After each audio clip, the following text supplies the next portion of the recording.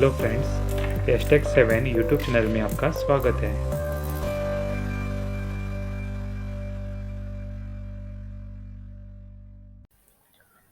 Hello दोस्तों, आज के वीडियो में हम फायर सेफ्टी ट्रेनिंग के बारे में जानेंगे। फायर सेफ्टी जो है हमारे जीवन का रोज़मर्रा ज़िंदगी का महत्वपूर्ण अंग है। द रोल ऑफ ट्रेनिंग, प्रशिक्षण की भूमिका। हमारी ज़िंदगी में ट्रेनिंग का महत्व। जीवन के किसी भी क्षेत्र में प्रशिक्षण की भूमिका व्यक्तियों के व्यवहार में बदलाव लाना और व्यक्तिगत क्षमता में वृद्धि करना होता है।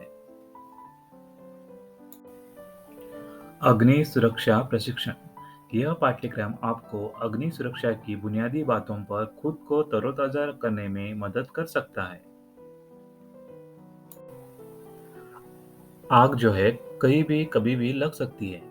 कभी-कभी वे छोटी होती है, नियंत्रित करने में आसान होता है, जिससे थोड़ा नुकसान होता है और कोई चोट नहीं लगती। हालांकि विभिन्न प्रकार की आग के परिणाम अलग-अलग हो सकते हैं। शामिल सामग्री के आधार पर प्रोटोकॉल अलग होगा।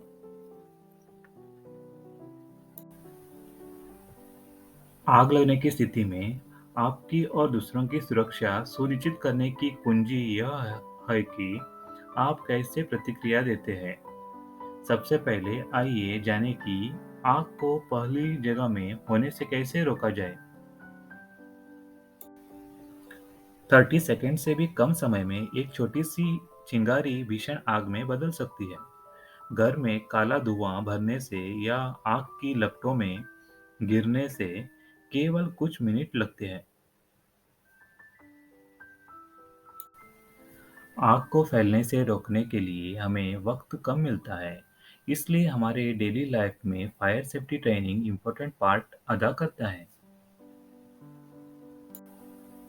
फायर प्रिवेंटेशन, आग की रोकथाम।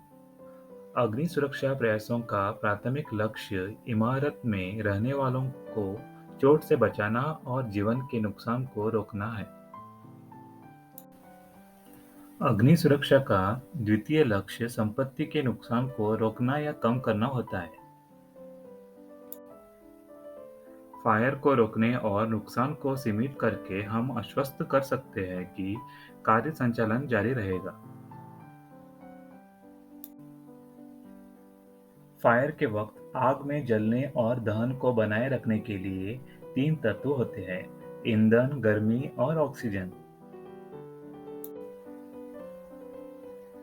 ईंधन, गर्मी, ऑक्सीजन, इन 3 तत्वों में किसी भी एक को हटाकर आग को रोका या बुझाया जाता है। यदि तीनों पर्याप्त मात्रा में मौजूद नहीं हैं, तो आग प्रज्वलित नहीं होगी या आग दहन को बनाए रखने में सक्षम नहीं होगी। Fire prevention in good housekeeping, अच्छी हाउसकीपिंग से आग की रोकथाम। अच्छी हाउसकीपिंग की आदतें एक सुरक्षित कार्यस्थल का एक महत्वपूर्ण हिस्सा है। Why is good housekeeping important? अच्छी हाउसकीपिंग क्यों महत्वपूर्ण है? नंबर 1, ज्वलनशील और ज्वलनशील पदार्थों की मात्रा को कम करने के लिए। नंबर 2, चिंगारी खतरों को कम करने के लिए।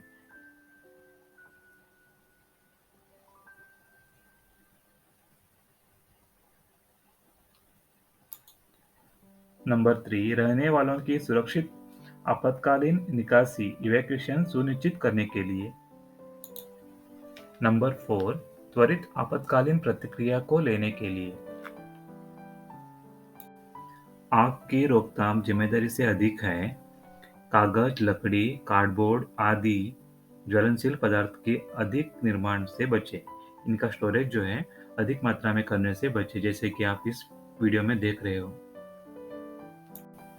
स्टोरेज करते वक्त इन चीज़ों का ध्यान रखना चाहिए। स्प्रिंकलर हेड या स्मोक डिटेक्टर के बीच 18 इंच का अंतर होना चाहिए।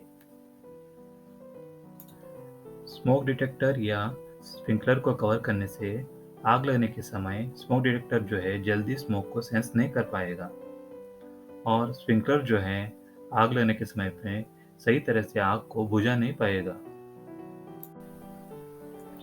सभी स्टोरेज आइटम्स को बिजली के पैनल से कम 3 फीट की दूरी पर होना चाहिए। कुछ आपातकालीन स्थिति में इन पैनलों को जल्दी से एक्सेस करना आवश्यक होगा। गर्मी वाले सतहों से या वायु नलिकाओं से, हीटरों से और लाइट लैंप से कम 3 फीट की दूरी बनाए रखें। यांत्रिक कक्षा में ज्वलनशील पदार्थों का भंडारण निषिद्ध है। कभी भी गलियारे, fire exit routes, emergency equipments और अलार्म पुल स्टेशन जैसे फायर सेफ्टी इक्विपमेंट्स को ब्लॉक न करें। कभी भी जो फायर सेफ्टी इक्विपमेंट्स है, फायर हाउस सील हो गया, एक्सटिंग्विशर्स हो गए, इन चीज़ों को कभी भी ब्लॉक नहीं करना चाहिए, जैसे कि आप इस वीडियो में, इस पिक्चर में देख सकते हैं। ज्वलनशील पदार्थों के भंडारण और उपयोग को कम से कम रखना चाहिए। भंडारण के लिए अनुमोदित ज्वलनशील कैबिनेटों का उपयोग करें। जैसे कि आप इस वीडियो में देख रहे हैं कि proper approved flammable liquid storage cabinet का यूज करना। ग्रीस, तेल या पानी जैसे सभी फैलने वाले चीजों को तुरंत साफ करें। गलियारों और सीढ़ियों में भंडारण की अनुमति नहीं है। स्टोरेज को सीढ़ियों और गलियारों में स्टोर नहीं कर सकते हैं, इसकी अनुमति नहीं है, क्योंकि जब तत्कालीन परिस्थिति उत्पन्न होती है तब फायर इवैक्यूएशन को पूरा करने के लिए दिक्कत आ सकती है। फायर इवैक्यूएशन प्रोसेस जो है वो स्लो हो सकता है।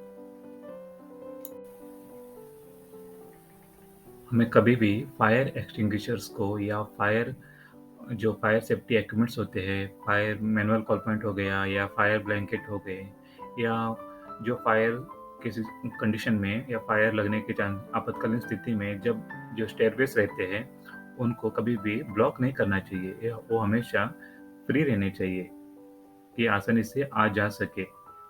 जब ब्लॉक वगैरह सीढ़ियों पे करेंगे तो आपातकालीन स्थिति में वहाँ पे गिरने का चांसेस और सही तरह से इवैक्यूएशन ना करने का दिक्कत जो है आ सकती है। जैसे कि आप इस वीडियो में देख सकते हैं कि किस तरह से सीढ़ियों और फायर एग्जिट डोरों को ब्लॉक किया हुआ है। इस तरह से हमें स्टोरेज को नहीं करना है। बिजली के खतरे हर साल कई कार्यस्थल में आग लगाने का कारण होते हैं। दोषपूर्ण विद्युत उपकरण या उपकरण का दुरुपयोग गर्मी और चिंगारी पैदा करता है, जो ज्वलनशील और दहनशील सामग्री की उपस्थिति में प्रज्वलन का कारण बनता है। जैसे आप इस वीडियो में देख रहे हैं, सॉकेटों को ओवरलोडिंग का जोखिम। Risk of overloading a socket. सॉकेटों को ओवरलोड करने से भी फायर होने के चांसेस जो हैं बढ़ जाते हैं। इस वीडियो में आप देख सकते हैं कि प्रॉपर जो 3 पिन एडाप्टर होते हैं या 3 पिन सॉकेट्स होते हैं, जो हम पावर चार्जिंग के लिए वगैरह जो सॉकेट्स यूज़ करते हैं, उनमें अर्थिंग का पॉइंट ना होने से या जो ईएलसीबी होती है वो प्रॉपर क्वालिटी की ना होने से जब जो अर्थ लीकेज होता है या स्पार्क होता है किसी इक्विपमेंट में, वो ट्रिप नहीं कर पाती है।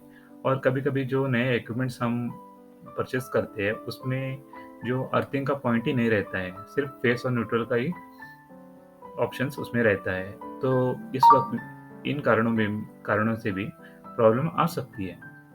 इसलिए हमें कभी भी अप्रूव्ड इलेक्ट्रिकल डिवाइसेस को यूज़ करना चाहिए।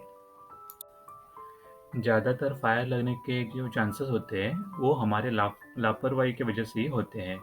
जैसे कि प्रॉपर वायरों का यूज़ नहीं करना, सही गेज वाले, सही सही एम्प्स देने वाले, सही क्वालिटी वाले वायरों का यूज़ नहीं करना, या जले हुए वायरों का यूज़ करना, या अर्थ पॉइंट को नहीं कनेक्ट करना, या एक्सटेंशन बोर्ड जो है जले जले हुए या खराब वाले एक्सटेंशन बोर्ड को यूज़ करना, लो कैपेसिटी वाले एक्सटेंशन बोर्ड को यूज़ करना या उसका ओवरलोडिंग करना, इस वजह से फायर जो है लगने का चांसेस जो है बढ़ जाती है।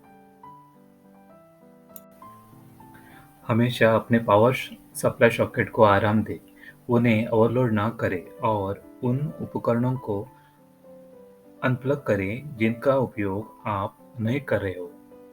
जब भी आप अपना जो पावर सॉकेट्स वगैरह जो चार्जिंग वगैरह पावर पॉइंट यूज़ करते हैं, तो जब भी आपका काम हो जाता है तो इनको ऑफ करके चलिए, जिससे उनको रेस्ट भी मिले और जो हीट जो पैदा होती है कंटिन्यू ऑन रहने से, वो हीट जो है, गर्मी जो है नहीं बढ़ेगी, जिसके कारण फायर लगने के चांसेस जो है कम रहेंगे, जैसे कि आप इस वीडियो में देख रहे हो।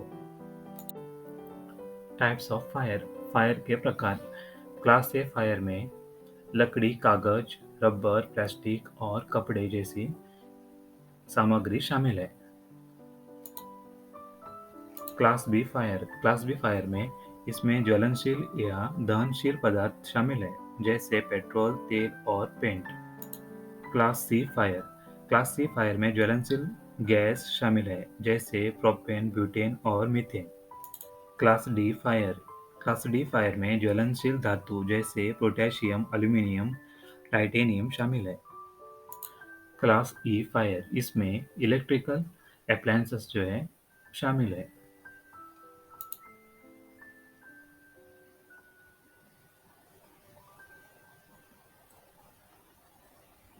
Class F fire, class F fire में कुकिंग ऑयल और फैट शामिल है।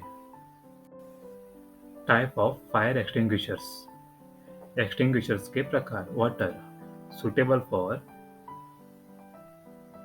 लकड़ी, कपड़े और कागज के लिए उपयुक्त है।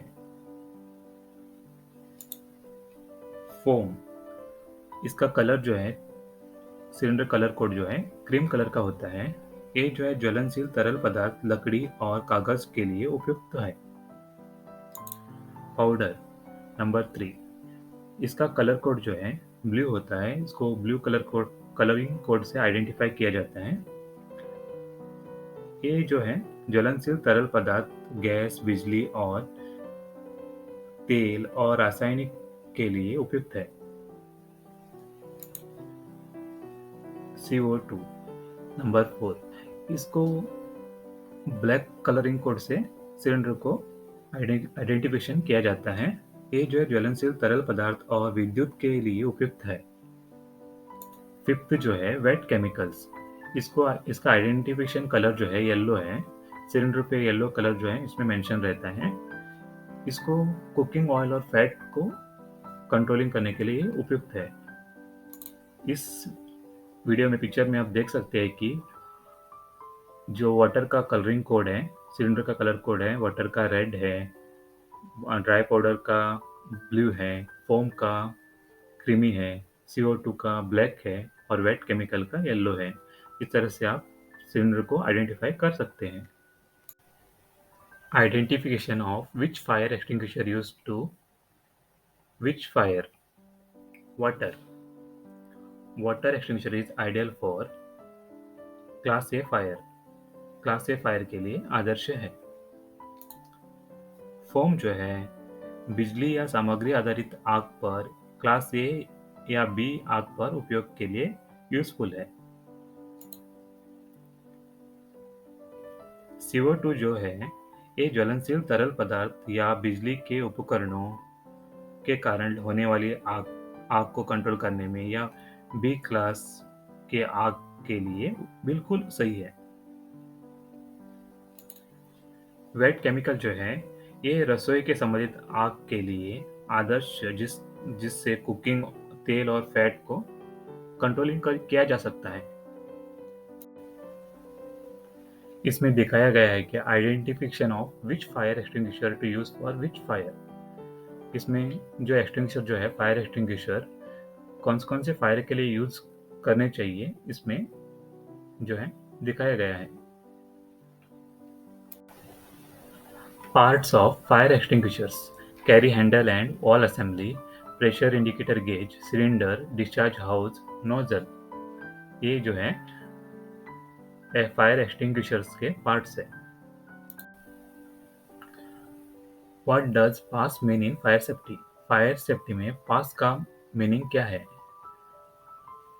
पास, P यानी पुल, ए यानी एम, एस यानी स्क्वीज एंड एस यानी स्वीप। एक्सटिंग्विशर्स को हमेशा फायर को बुझाते वक्त 8 से 12 इंच की दूरी पे ही पकड़ना चाहिए।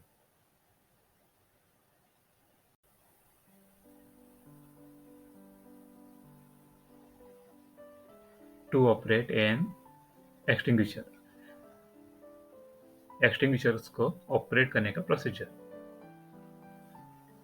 पी यानी पुल, जो पिन है इसको पुल करना चाहिए। एम, फायर नोजल को फायर के बॉटम की तरफ, बेस ऑफ द फायर को एम करना चाहिए। और एस जो है स्क्वीज, मीन्स जो हैंडल जो है इसका नंबर 3 वाला, इसको प्रेस करना चाहिए। और स्वीप, एस जो है स्वीप, इसको ए से बी साइड में इसको स्वीप करना चाहिए एक्सटिंग्विशर के नोजल को, जिससे फायर को पूरी तरह से कंट्रोल किया जा सके। इस वीडियो में देख रहे हैं आप how to use fire extinguisher. Pull the pin out, pin जो है यहाँ से इसको खींच के निकालना है।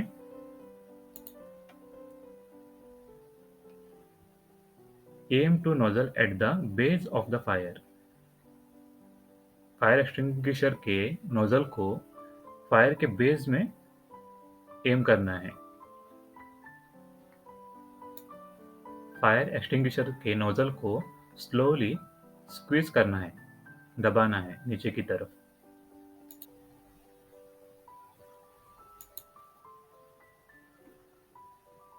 और बुझाते वक्त डिस्टेंस जो है 8 इंच से 12 इंच तक डिस्टेंस जो है मेंटेन करना है। और थोड़ी दूर पर रहे और नोजल को एक तरफ से दूसरी तरफ घुमाए। जैसे जैसे आग की लपटें पूरी तरह से बुझ जाए तब तक करीब जाए और उसको पूरी तरह से बुझा दीजिए। पीपल विथ डिसेबिलिटीज, अक्षमताओं वाले लोग। विकलांगता समानता कर्तव्य पर प्रकाशन डाला गया है कि विकलांग लोगों के साथ किसी भी परिस्थिति में भेदभाव नहीं किया जाना चाहिए।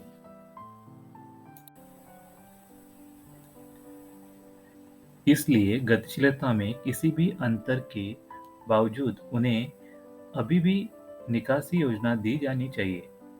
जैसे अग्निवर्णन को उन लोगों के बारे में पता होना चाहिए जिन्हें मूल्यांकन करते समय अतिरिक्त सहायता की आवश्यकता हो सकती है,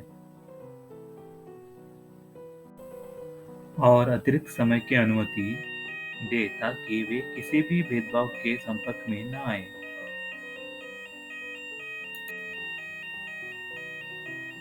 सभी अग्नि अलार्म को वास्तविक अलार्म के रूप में माने। जब फायर अलार्म एक्टिवेट होने के टाइम में आप जहाँ भी हो, किसी भी बिल्डिंग में या फ्लैट में, जहाँ भी लगे, बिल्डिंग इमरजेंसी इवेक्शन प्लान को ज़रूर देखिए।